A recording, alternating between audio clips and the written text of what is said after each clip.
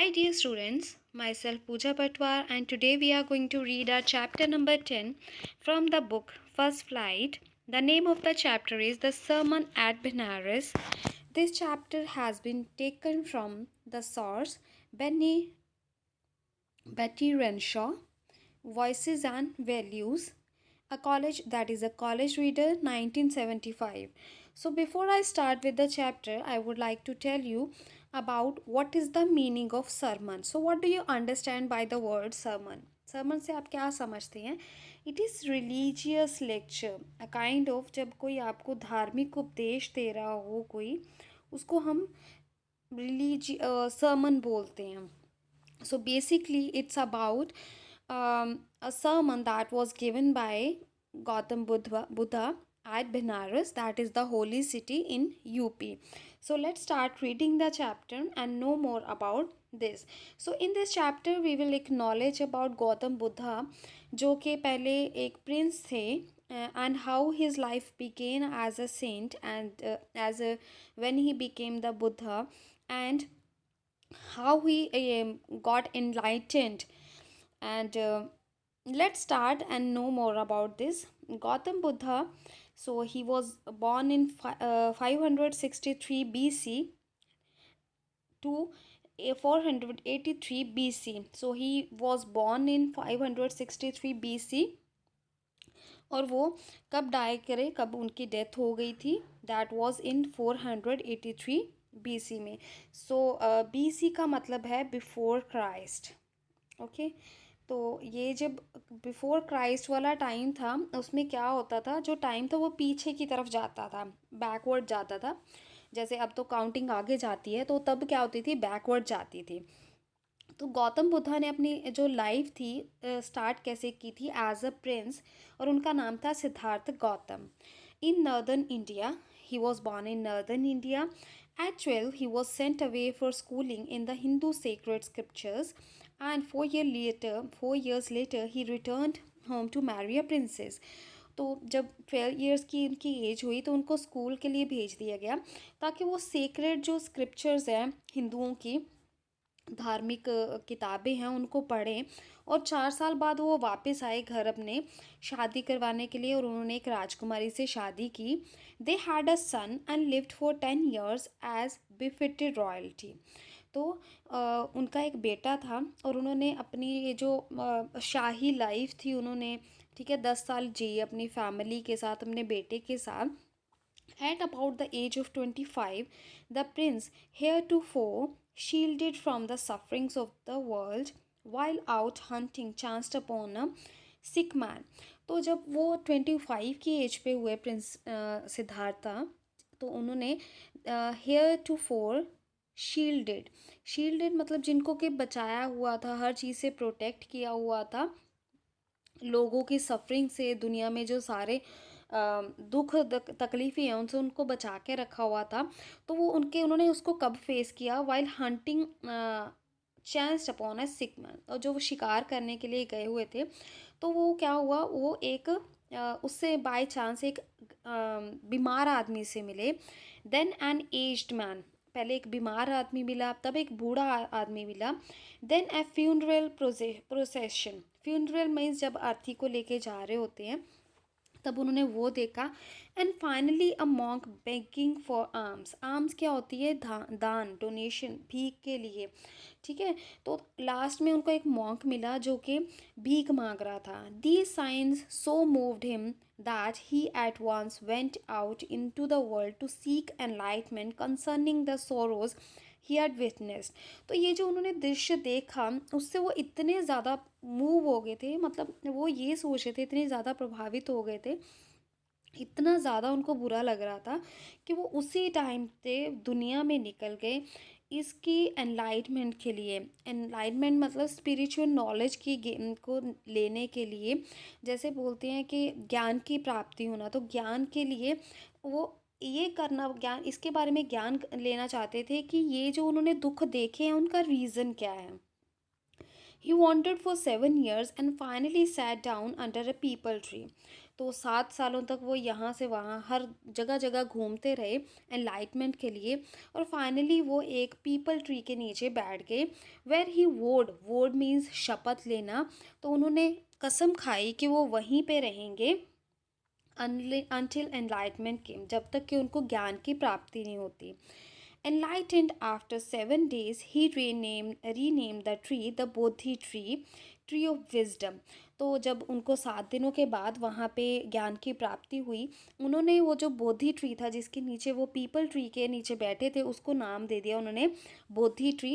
बोधि मतलब बुद्धि, विजडम, तो ट्री ऑफ विजडम उन्होंने बुला दिया। And began to teach and to share his new understanding, और लोगों को उन्होंने अपनी जो उनको नई नॉलेज मिला था, नई उनको समझ आई थी, वो उन्होंने लोगों में बांटनी शुरू कर दी। At the point he became known as the Buddha, और उस टाइम से उनको बुद्धा के नाम से जाना जाने लग गया। द अवेकेंड और द एनलाइटेंड, और अवेक बुद्धा का मतलब कहता है मतलब जो जागरूक हो चुका है, या जिसको ज्ञान की प्राप्ति हो चुकी है। The Buddha preached his first sermon at the city of Banaras, तो उन्होंने जो पहला अपने उपदेश दिया था, रिलीजियस टीचिंग बताई थी लोगों को, वो उन्होंने बनारस में दी थी, जो कि एक होली सिटी है यूपी की। वहीं पे रिवर गंगा भी है, most Holi of the dipping places on the river Ganges, और बनारस में बहुत ज़्यादा लोग डुबकी लगाते हैं रिवर गंगा में अपने पापों को धोने के लिए। That sermon has been preserved and is given here, और वो जो sermon है वो यहाँ पे अभी संभाल के प्रिजर्व करके रखा हुआ है और यहाँ पे दिया जाता है। It reflects the Buddha's wisdom about one inscrutable kind of suffering, और इनसे जो बुद्धा ने इतना उनको नॉलेज हुआ था, उन्होंने इस ये जो उनका सरमन है उससे पता चलता है, उससे रिफ्लेक्ट करता है, पता चलता है कि बुद्धा की विजडम, उनको क्या नॉलेज हुआ था कि ये जो अलग तरह की ये जो सफरिंग्स हैं, ठीक है, जिनको समझा नहीं जा सकता, उनके बारे में गौतम बुद्धा की क्या थिंकिंग थी। Kisa Gotami had an only son, अब कीसा गौतमी एक नाम था जिनका एक ही बेटा था, एंड ही डाइड। अब ये जो है वो सरमन है उनका, ये जिसके बारे में अब बात की जा रही है, यही बुद्धास की गौतम बुद्धा का सरमन है। युवल एक नॉलेज के बाद में आपको पूरा ये समझ आएगा कि उन्होंने कैसे वो उस इंसान को उसके थ्रू ही उसको चीज़ समझाई। उन्होंने अपना कोई कंट्रीब्यूशन नहीं दिया, बट उनको उस रास्ते पे, उस इंसान को उस रास्ते पे भेजा जिससे कि उसको खुद ही नॉलेज गेन हो, राइट। तो कीसा गौतमी थे जिनका एक ही बेटा था और वो मर गया। In her grief she carried the dead child to all her neighbours, तो वो इतनी दुखी थी कि वो अपने बेटे को, मरे हुए बच्चे को अपने सारे पड़ोसियों के पास लेके गई, आस्किंग देम फॉर मेडिसिन, और उनको बोलती है कि मुझे मेडिसिन दे दो ताकि मैं अपने बेटे को बचा सकूं। And the people said she has lost her senses, the boy is dead, तो लोग क्या कहते थे, ये तो पागल हो गई है, इसका बेटा तो मर गया है। At length Kisa Gotami met a man who reply to her request, अब काफ़ी दूर जाके उसको कीसा गौतमी को एक इंसान मिला कि जिसने उसको ये बोला कि I not give the medicine for thy child, तो दी का मतलब क्या है, यू, तो शी इज़ सेइंग यहाँ पे, तो वो जो इंसान मिला था उसने कहा था कि मैं तुम्हें, दाए मतलब योर, तो मैं तुम्हें तुम्हारे बच्चे के लिए मेडिसिन तो नहीं दे सकता, but know a physician who can, मगर एक फिजिशियन, एक डॉक्टर के बारे में जानता हूँ, या एक महात्मा के बारे में जानता हूँ जो आपको दे सकता है। And the girl said pray tell me sir who is it, तो वो जो लेडी थी उसने कहा कि सर प्लीज़ मुझे बताओ, मैं रिक्वेस्ट करती हूँ कि वो कौन है। And the man reply go to Sakya Muni the Buddha, तो साक्या मुनि के पास जाओ जिनका नाम है Buddha.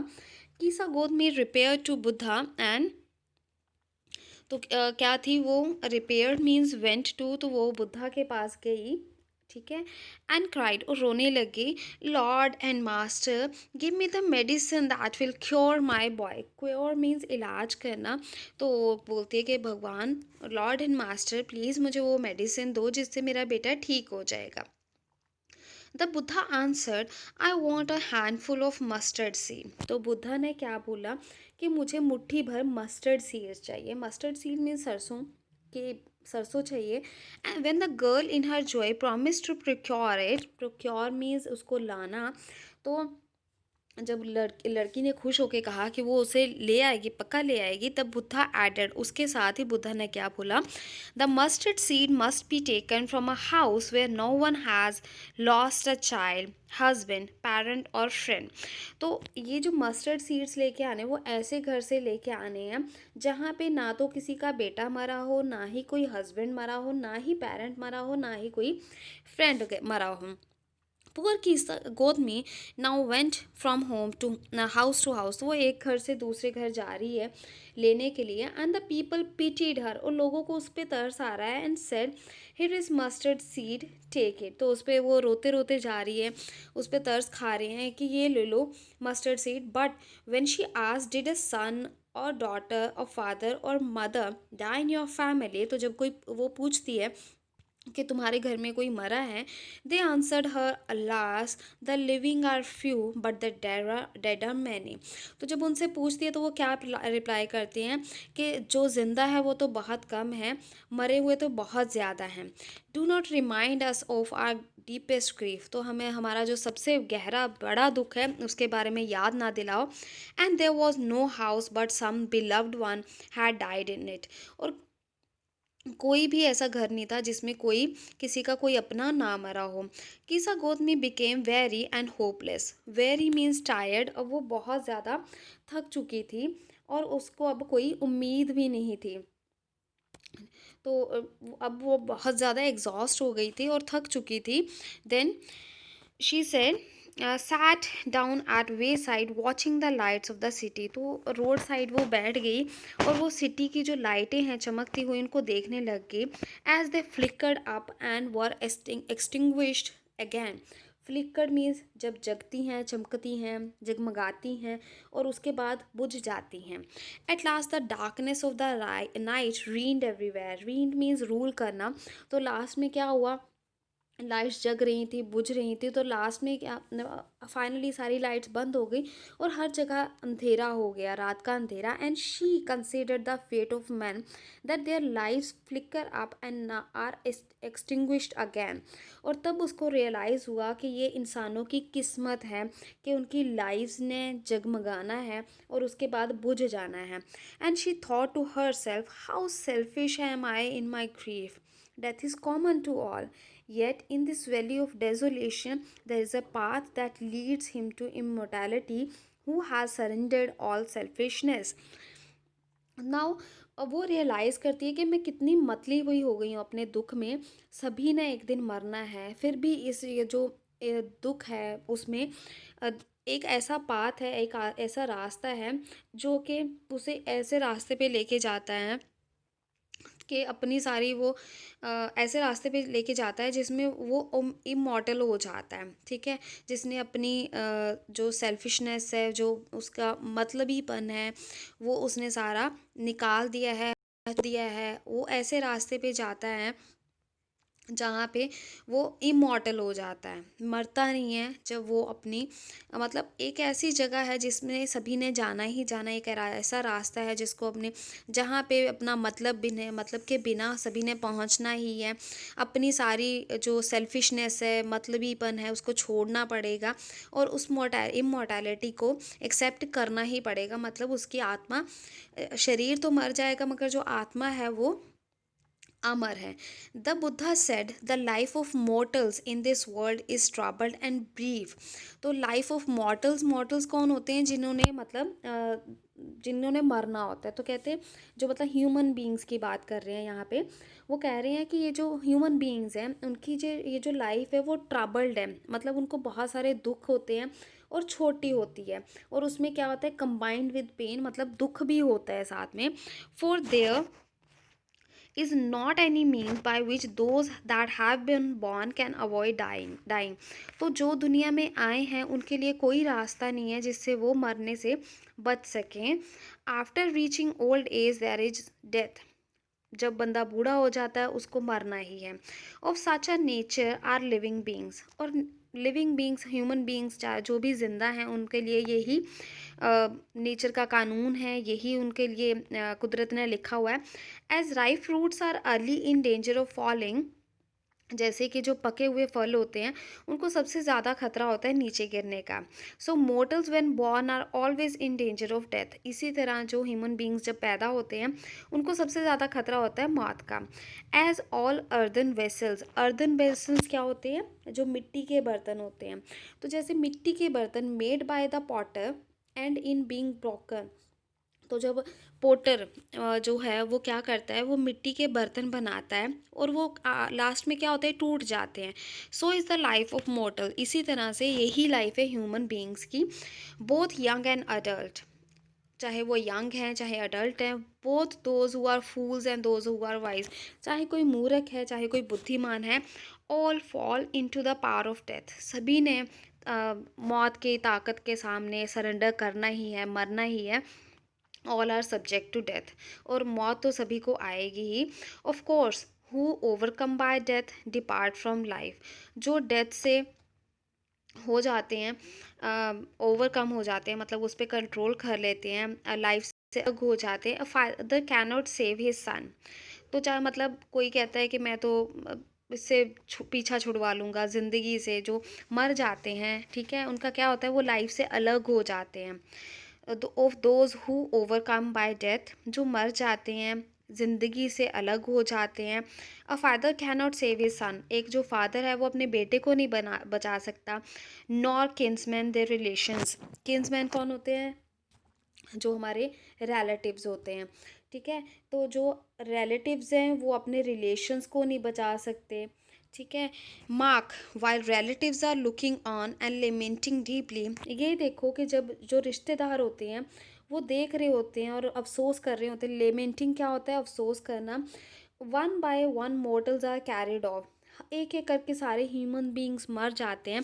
Like an ox that is led to the slaughter, जैसे कि एक ऑक्स को स्लॉटर के लिए लिया जाता है, लेके जाया जाता है स्लॉटर के लिए। स्लॉटर क्या होती है, जब उसको मारा जाता है, ठीक है, काटा जाता है। So the world is afflicted with death and decay, afflicted with means affected by, तो जो लाइफ है, सारी दुनिया है, संसार है, वो सफरिंग्स के साथ, दुख के साथ, बीमारियों के साथ भरा पड़ा है, ठीक है। उसमें डेथ है, ख़त्म होना है, डिके है। Therefore the wise do not grieve, जो समझदार होते हैं वो पछतावा नहीं करते हैं, वो दुख नहीं करते हैं। Knowing the terms of the world, क्योंकि उनको पता है कि दुनिया में जो आया है उसने जाना ही है। Not from weeping nor from grieving will any one obtain peace of mind, ना रो के, ना पछतावा करके, ना दुख करके किसी को मन की शांति प्राप्त नहीं होगी।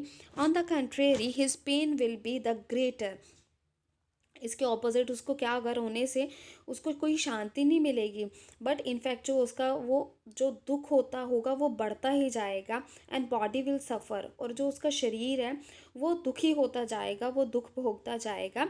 He will make himself sick and pale, जो इंसान रो रहा है, दुखी हो रहा है, वो क्या करेगा, वो धीरे धीरे बीमार हो जाएगा, उसका रंग पीला पड़ जाएगा। Yet the dead are not saved by his lamentation, तो उसको ये जो पछतावा कर रहा है, अफसोस कर रहा है, उससे तो जो मरे हुए हैं वो फिर भी बचेंगे नहीं, वो वापस नहीं आएंगे। He who seeks peace should draw out the arrow of lamentation, और जो चाहता है कि वो उसको शांति मिले, उसको ये जो अफसोस है, पछतावा हो रहा है, कंप्लेंट हो रही है, दुख हो रहा है, इससे उसको छुटकारा पाना चाहिए। He who has drawn out the arrow and has become composed with obtain peace of mind, तो जो ये जो दुख वाला तीर है, ये जो पछतावे वाला या अफसोस वाला या शिकायतों वाला तीर है, या दुख है, या यू कैन कॉल के फीलिंग है, उसको बाहर निकाल देता है। और वो उसको क्या मिलता है, उसको पीस ऑफ माइंड मिलती है। He who has overcome all sorrow will become free from sorrow, जो हर दुखों से ऊपर उठ जाता है वो दुखों से आज़ाद हो जाता है। एंड बी ब्लेस्ड, और भगवान का उस पर हमेशा आशीर्वाद रहता है, भगवान उसको हमेशा ध्यान रखता है, उसको सुखी रखता है। सो बच्चे, this was the chapter. I hope you have understood it well. If you did, please do tell me in the comments. If there was anything left, please do tell me that so that I can improve myself in the next video. I'll be waiting for your comments, and I hope you have also you also like this sermon that was given by Lord Buddha at Benares. I'm really moved by this one. I hope you, if you also did it, if you have understood it. So thank you and have a nice day. Enjoy your life, enjoy your day. Bye bye, take care.